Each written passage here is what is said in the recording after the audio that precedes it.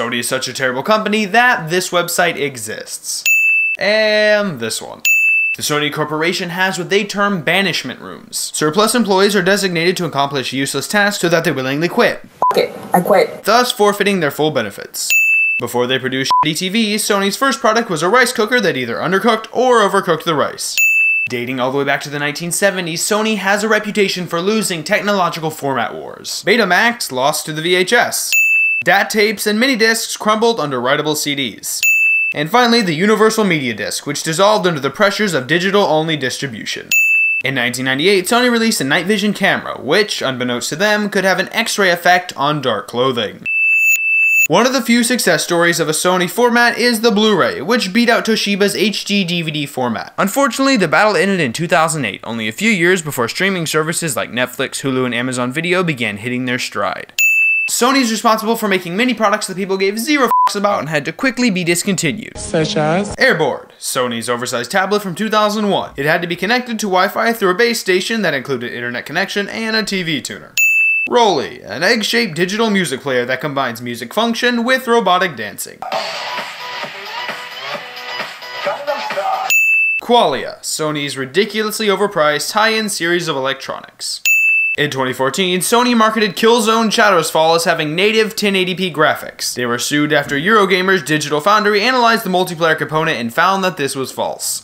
In 2011, the PlayStation Network was hacked into and 77 million players' personal information was stolen. Unfortunately, it took Sony 17 days after the attack to tell the general public that important information. What? What the fuck?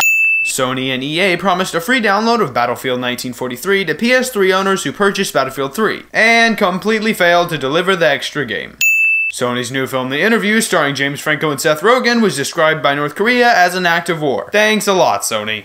Shortly after The Interview's trailer premiered, Sony Pictures was hacked. 27.8 gigabytes worth of information was released, including names, addresses, birth date, social security numbers, and computer passwords of most of the Sony Pictures employees.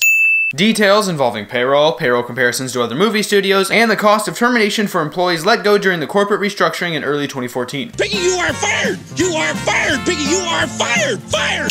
Movie budgets and actors' salaries. Credentials of social media accounts managed by Sony Pictures. Celebrities' aliases. Sylvester Stallone and Judd Apatow's social security numbers. And most importantly, internal staff memos and commentary that ultimately questioned why the f*** is Sony still making the same shitty Adam Sandler movies. Would you like to f*** me? Is that what this is? Just a few days after this hack on December 8th, PlayStation's online functions were offline via another successful hacking attempt. Well, I can't play online for a few hours. Oh my god. Blame who you will, but this picture clearly shows Kim Jong-un hacking Sony on the latest North Korean computer technology. Internationally, Sony has made some questionable advertisements. Wrong? Not necessarily. Weird?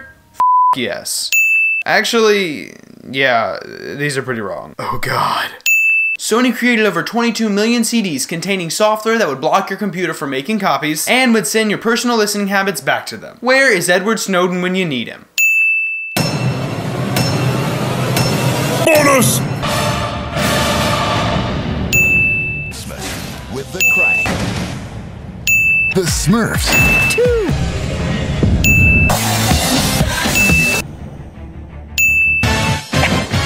Booty. Yeah! Jack and